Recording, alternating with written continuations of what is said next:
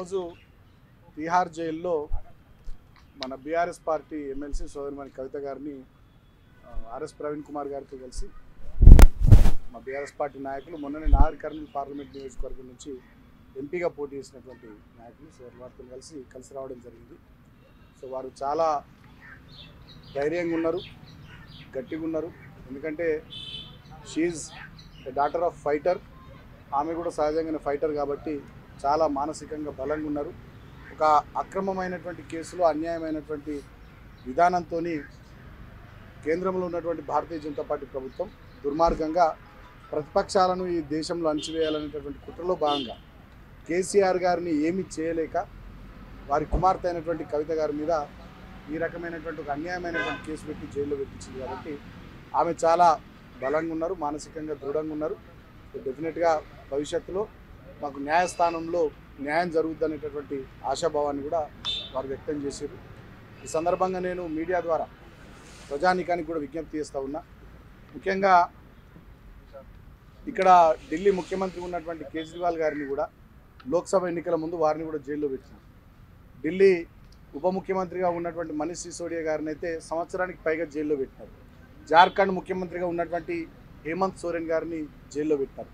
దాదాపు ప్రతిపక్షాలకు సంబంధించినటువంటి అనేక రకాలైనటువంటి పార్టీలు, ముఖ్యంగా భారతదేశంలో ఇక భారతీయ జనతా పార్టీకి పార్లమెంట్ ఎన్నికల్లో ఎవరు కూడా ఎదురుగా ఉండకూడదు అనేటటువంటి ఆలోచనతో డిఎంకే పార్టీ కానీ, బీఆర్ఎస్ పార్టీ కానీ, ఆమ్ ఆద్మీ పార్టీ కానీ, జేఎంఎం కానీ ఇంకా అనేక రకాలైనటువంటి పార్టీల మీద ఈడీ దాడులు కానీ, సిబిఐ కేసులు కానీ, ఐటీ దాడులు కానీ చేయించి ఇతర పార్టీలన్నింటినీ కూడా భయభ్రాంతులకు గురి చేసేటటువంటి ఒక దుర్మార్గపు చర్య కూడా కేంద్రంలో ఉన్నటువంటి భారతీయ జనతా పార్టీ ప్రభుత్వం చేసింది. సో ఇక్కడ వీళ్ళు చెప్తున్నటువంటి ఈ కేసు కూడా ఢిల్లీ లిక్కర్ కేసు అనేటటువంటిది అసలు కేసే కాదు. ఇదొక పాలసీని కేసుగా చూపెట్టి ఇక్కడ ఆమ్ ఆద్మీ పార్టీని, అక్కడ బీఆర్ఎస్ పార్టీని తెలంగాణలో ఎన్నికల్లో దెబ్బకొట్టాలనేటటువంటి ఒక కుట్రపూరితమైనటువంటి ఆలోచనతో ఈ రకంగా వాళ్ళు చేయడం జరిగింది తప్ప అసలు దీంట్లో కేసే లేదు. ముఖ్యంగా ఇవాళ మేము అడుగుతూ ఉన్నాం, నిజంగా ఒక పాలసీని పట్టుకొని మీరు కేసు అని అన్నట్టయితే మరి వాళ్ళ కేంద్రంలో ఉన్నటువంటి నరేంద్ర మోడీ గారి ప్రభుత్వం బొగ్గు దిగుమతి విధానం కానీ, నూతన విద్యుత్ విధానం కానీ, ఎయిర్పోర్ట్ లీజింగ్ విధానం కానీ, బొగ్గు గనుల వేలం విధానం కానీ ఇట్లా అనేక రకాలైనటువంటి పాలసీలు ఈ 10 సంవత్సరాల కాలంలో కేంద్రంలో ఉన్నటువంటి భారతీయ జనతా పార్టీ నేతృత్వంలోని మోడీ ప్రభుత్వం తీసుకున్నది. మరి వీటన్నిటి మీద కూడా కేసులు పెట్టాల్సినటువంటి పరిస్థితి వస్తుంది రేపటి రోజున. అంటే ఒక పాలసీగా చూడకుండా దాంట్లో ఏదో ఉందనేటటువంటి ధోరణితో ఇవాళ కేంద్రంలో ఉన్నటువంటి భారతీయ జనతా పార్టీ ప్రభుత్వం కక్ష సాధింపు చర్యగా ఈ పనిచేసింది. నిజంగా మరి ఆ పాలసీ వల్ల ఢిల్లీ ప్రభుత్వానికి ఏమైనా నష్టం వచ్చిందా అంటే ఇంకా ఎక్కువ లాభాలు వచ్చినాయి. అయినప్పటికీ కూడా ఉద్దేశపూర్వకంగా కావాలని చెప్పి ఈ రకంగా జరిగింది. సో అన్నిటికన్నా ముఖ్యంగా ఇది ఒక కక్ష సాధింపు చర్య అని మేము ఎందుకు అంటున్నామంటే దీని వెనుక కథ, స్క్రీన్ ప్లే, దర్శకత్వం అంతా కూడా భారతీయ జనతా పార్టీకి సంబంధించినటువంటి ఎంపీలు ముందే 2022 ఆగస్టు 21 నాడు బీజేపీ ఎంపీ పర్వేష్ వర్మ ఆయన ముందే ఈ కేసు గురించి మాట్లాడి త్వరలో వీళ్ళు అరెస్ట్ అవుతారు, వాళ్ళు అరెస్ట్ అవుతారు అని చెప్పి ఆయన మాట్లాడిన తీరును చూస్తుంటేనే ఈ వంటకాన్ని అంతా భారతీయ జనతా పార్టీ వండి తర్వాత ఈడీని, సిబిఐని ఈ కేసులో ఆమ్ ఆద్మీ పార్టీ మీదకి, బీఆర్ఎస్ పార్టీ మీదకి వదిలినట్టుగా స్పష్టంగా కనబడుతూ ఉంది. సో ఇవాళ ఏది ఏమైనప్పటికీ ఒక మాట మాత్రం స్పష్టంగా చెప్పదలుచుకున్నాం. బీఆర్ఎస్ పార్టీ గతంలో ఉద్యమం చేసినటువంటి పార్టీ, 14 ఏళ్ళు తెలంగాణను తెచ్చిన పార్టీ, తెలంగాణలో బ్రహ్మాండంగా సంక్షేమాన్ని అభివృద్ధిని చేసినటువంటి పార్టీ. సో ఈ కేసులతోని ఇటువంటి వాటితోని కేసీఆర్ గారిని కానీ మా పార్టీ నాయకత్వాన్ని కానీ బెదిరిస్తారనుకుంటే అది భారతీయ జనతా పార్టీకి భ్రమనే అవుతుంది తప్ప ఇంకేం కాదు. సో ఇవాళ మేము కవిత గారిని కలిసిన సందర్భంలో వారు కూడా చాలా గట్టిగా ఉన్నారు. డెఫినెట్గా ఇటువంటి కేసులకు అదిరేది లేదు, బెదిరేది లేదు, భయపడేది లేదు. ఇంకా గట్టిగా పోరాటం చేద్దాం. కేంద్ర ప్రభుత్వ ప్రజా వ్యతిరేక విధానాల మీద, భారతీయ జనతా పార్టీ ఫాసిస్టు విధానాల మీద ఇంకా గట్టిగా మొండిగా ఈ దేశ ప్రజల తరపున నిలబడదామని చెప్పి వారు చాలా దృఢంగా, బలంగా మాకు చెప్పడం జరిగింది. సో త్వరలోనే మేము అనుకుంటా ఉన్నాం, డెఫినెట్గా మేము లీగల్ ఫైట్ చేస్తూ ఉన్నాం. హైకోర్టును ఇప్పటికీ మేము ఆశ్రయించినాం. డెఫినెట్గా మాకు న్యాయ వ్యవస్థ మీద నమ్మకం ఉంది. భవిష్యత్తులో రిలీఫ్ దొరుకుతుంది అనేటటువంటి ఆశాభావాన్ని కూడా మేము వ్యక్తం చేస్తూ ఉన్నాం. కానీ వాళ్ళ దేశ ప్రధానికాన్ని విజ్ఞప్తి చేస్తూ ఉన్నాం, ఇదొక ఫాసిస్టు ప్రభుత్వం, ఒక దుర్మార్గపు ప్రభుత్వం. ఈ దేశంలో కశ్మీర్ నుంచి కన్యాకుమారి వరకు అటక్ నుంచి కటక్ వరకు దళితుల గురించి, రైతుల గురించి, మహిళల గురించి, బలహీన వర్గాల గురించి, మైనారిటీ వర్గాల గురించి, వాళ్ళ సంక్షేమం, ఈ దేశ అభివృద్ధి అనేటటువంటి సమస్యల గురించి వీళ్ళు ఏం మాట్లాడతలేరు. ఎంతసేపటికి ప్రతిపక్ష నాయకులు, ప్రతిపక్షాలకు సంబంధించినటువంటి పార్టీల నాయకుల మీద ఈడీ దాడులు, సిబిఐ దాడులు, ఐటీ దాడులతోని వాళ్ళని భయపెట్టి లొంగ తీసుకొని ఈ దేశంలో నయా నియంతృత్వ పరిపాలన కొనసాగించే విధంగా ఈ నరేంద్ర మోడీ ప్రభుత్వం ఫాసిస్ట్ విధానాన్ని అవలంబిస్తూ ఉంది. అది దేశ ప్రజానీకం డెఫినెట్గా గమనిస్తున్నారు. కాబట్టి రాబోయే పార్లమెంట్ ఎన్నికల్లో ఇప్పటికే ఈ 4 దశల్లో జరిగినటువంటి ఎన్నికల్లో భారతీయ జనతా పార్టీ ఘోరంగా దెబ్బతిన్నది. ఈ రాబోయే 3 దశల్లో కూడా ఇంకా ఘోరంగా దెబ్బతింటుంది. వాళ్ళు ఎట్టి పరిస్థితులలో 200-220 సీట్లు దాటే పరిస్థితి లేదని చెప్పి దేశమంతా ఆసేతు హిమాచలం చెప్తా ఉన్నది. ఇవాళ బీఎస్సీ సెన్సెక్స్ పడిపోతూ ఉన్నది. స్టాక్ ఎక్స్చేంజ్లలో మొత్తం మదుపర్ల సంపద అంతా ఆవిరైపోతూ ఉన్నది. మళ్ళీ ఎన్నికల్లో వీళ్ళు గెలుస్తారు, ఒక సుస్థిరమైనటువంటి ప్రభుత్వం ఇక్కడ వస్తుంది అనేటటువంటి ఆలోచనలు కూడా దేశంలో కానీ ప్రపంచంలో కానీ ఎవరు చేస్తలేరు. ఖచ్చితంగా రాబోయేదంతా సంకీర్ణ యుగం అని చెప్పి దేశ ప్రధానికం కూడా భావిస్తూ ఉన్నారు. నరేంద్ర మోడీకి కానీ ఈ ప్రభుత్వానికి కానీ నూకలు చెల్లినట్టే అని చెప్పి అందరూ మాట్లాడుతూ ఉన్నారు, చెప్తా ఉన్నారు. కాబట్టి ఏ పార్టీల గొంతులైతే నొక్కి, ఏ నాయకులను జైళ్లలో పెట్టి, అక్రమంగా కేసులు పెట్టి, తద్వారా ప్రజా తీర్పును ఏదో వాళ్ళకు అనుకూలంగా మలుచుకుందామని చెప్పి వాళ్ళు భావించారు, ఇవాళ అదే వాళ్ళకు నష్టం చేయబోతూ ఉంది, అదే వాళ్ళకు బూమరంగ్ కాబోతూ ఉంది. భారతీయ జనతా పార్టీ అరాచకపు విధానాలు, వాళ్ళ పద్ధతుల మీద ఇవాళ దేశ ప్రజానికం డెఫినెట్గా తిరగబడ్డది. బ్రహ్మాండమైనటువంటి చారిత్రాత్మకమైనటువంటి తీర్పు పార్లమెంట్ ఎన్నికల దేశ ప్రజానికం చెంపపెట్టు లాంటి తీర్పు ఇస్తారని చెప్పి ఈ సందర్భంగా నేను మీడియా ద్వారా భారతీయ జనతా పార్టీ నాయకులకు కూడా తెలియజేస్తూ దేశ ప్రధానికానికి విజ్ఞప్తి చేస్తూ ఉన్నా. ఖచ్చితంగా ఇటువంటి చర్యల్ని చేస్తున్నటువంటి భారతీయ జనతా పార్టీని ఖచ్చితంగా పక్కకు పెట్టాల్సినటువంటి అవసరం ఉంది.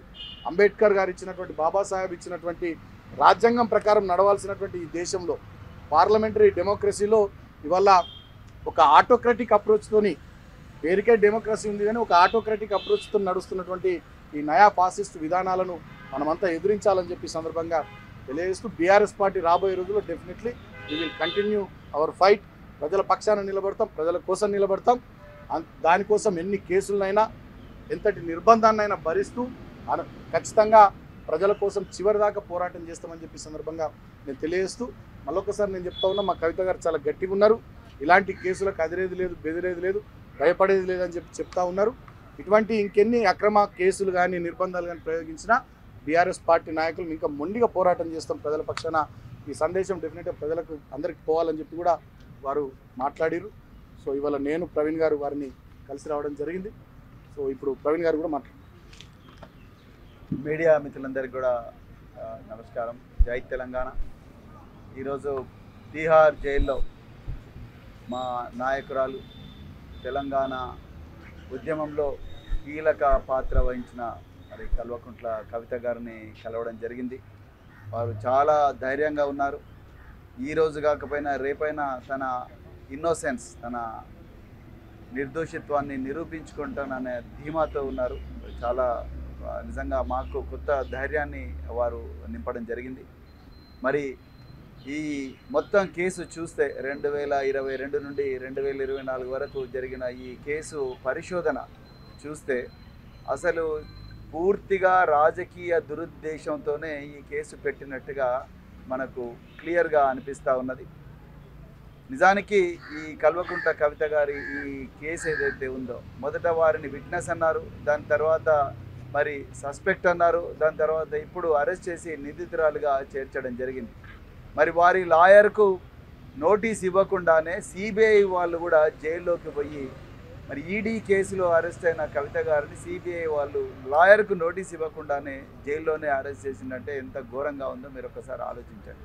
మరి వారి కోర్టు, మరి రోజ్ అవెన్యూ కోర్టులో వారి కేసు విచారణ జరుగుతుండగానే బెయిల్ మీద మరి వాదోపవాదాలు జరుగుతుండగానే రాత్రికి రాత్రి మరి ఆ జడ్జిను మార్చడం జరిగిందంటే మీరు ఒకసారి చూడండి ఏ విధంగా వారిని వేధించాలని చూస్తున్నారు. పూర్తిగా రాజకీయ కక్షతోనే చేసింది.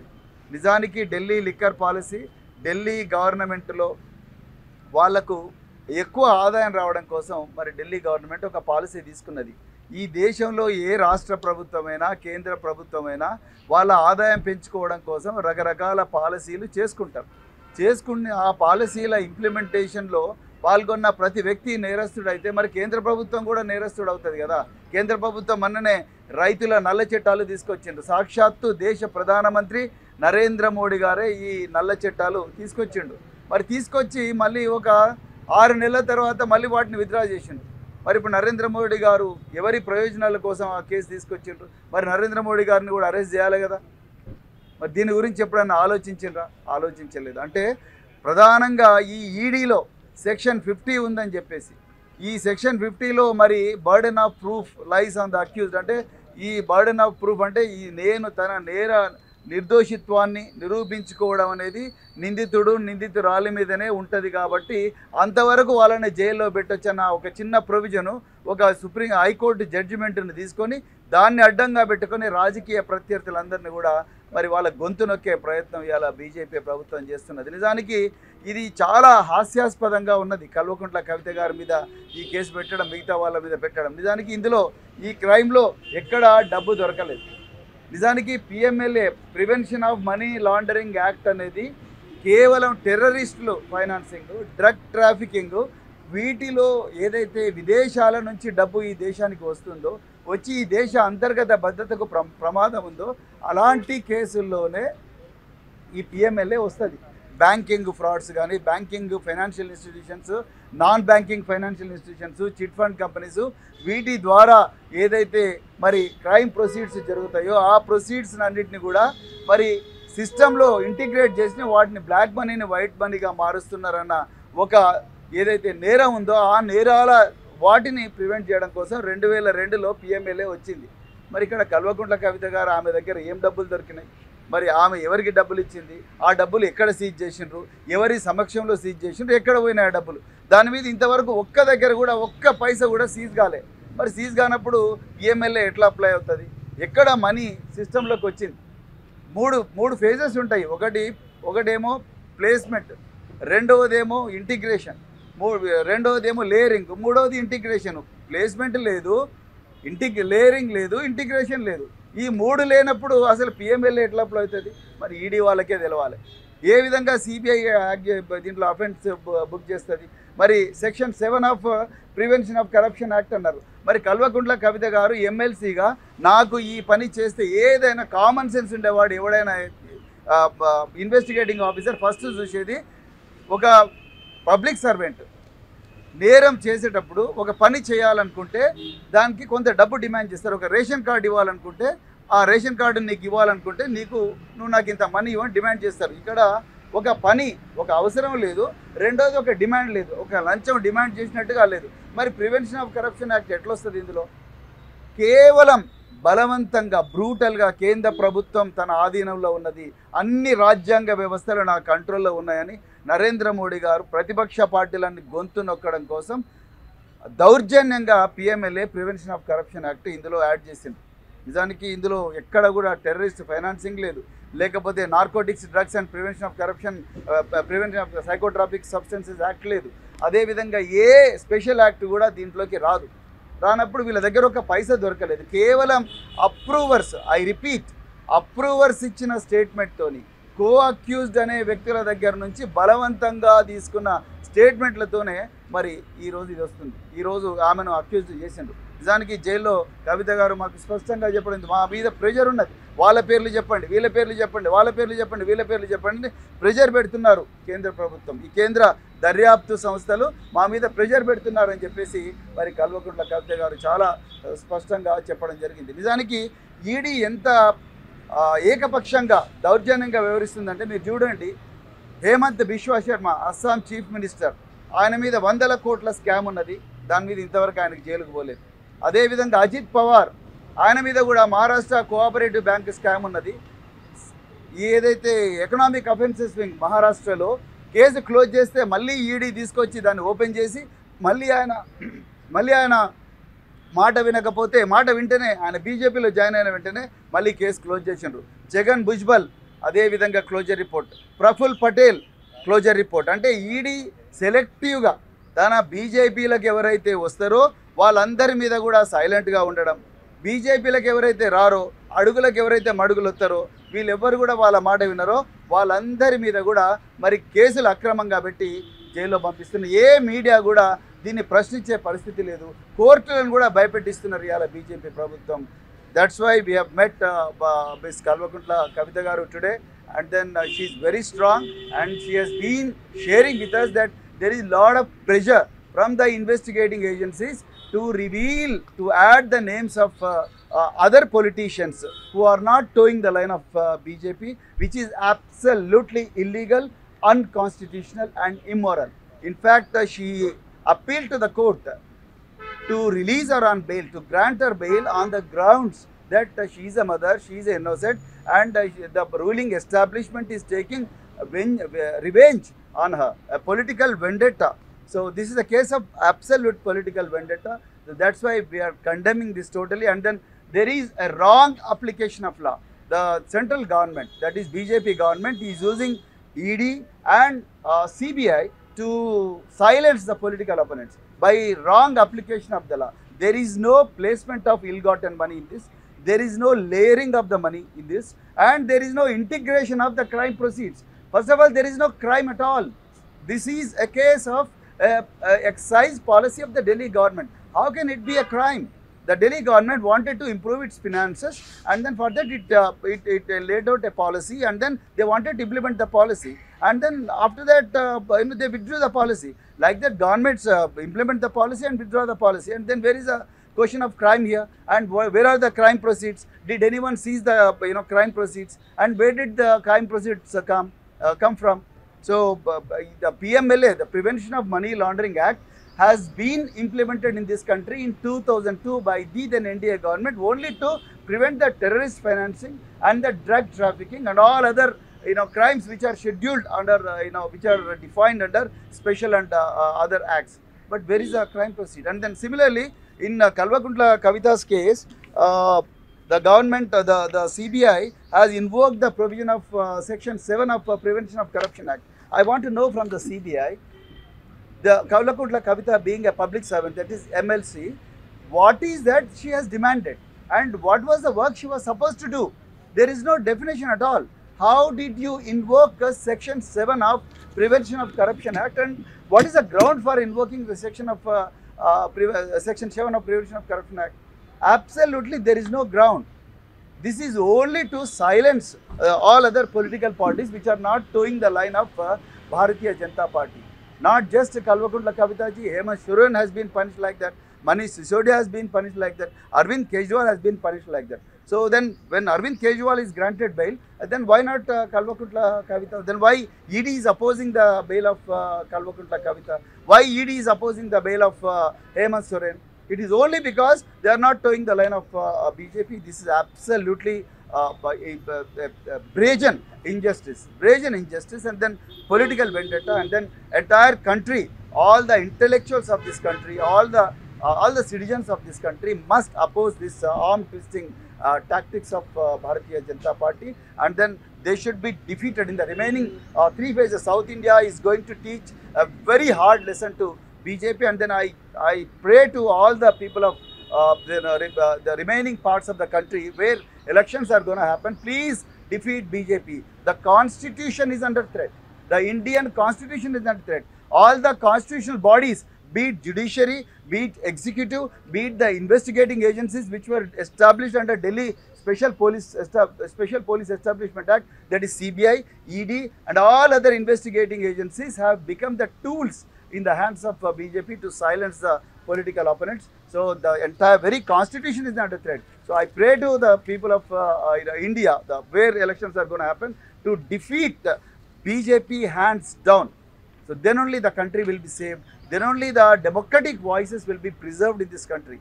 So इसीलिए मैं पूरा भारत देशवासियों को जहाँ चुनाव हो रहे आज से और 3 फेजेस में जो चुनाव हो रहे, भारतीय जनता पार्टी को वोट मत डालिएगा, क्योंकि भारतीय जनता पार्टी जो संवैधानिक संस्था, जो तफ्तीश करने वाली संस्था, जो चाहे वो ईडी हो चाहे वो सीबीआई हो, वो दोनों संस्थाओं को ये पॉलिटिकल अपोनेंट्स को साइलेंस करने के लिए, उसका आवाज़ को मिटाने के लिए, ये पूरा गुंडागिरी करने के लिए ये पूरा संवैधानिक संस्था को यूज़ कर रहे हैं। इसीलिए मैं हाथ जोड़ के मैं बोल रहा हूँ, हमारा कल्वकुट्ला कविता जी इनोसेंट है और prevention of money laundering act और प्रिवेंशन ऑफ करप्शन एक्ट गलत तरीका से, कोई इसमें टेररिस्ट फाइनेंसिंग नहीं हुई, कोई इसमें ड्रग ट्रैफिकिंग नहीं हुई, फिर कैसे इसको लागू कर रहे हैं।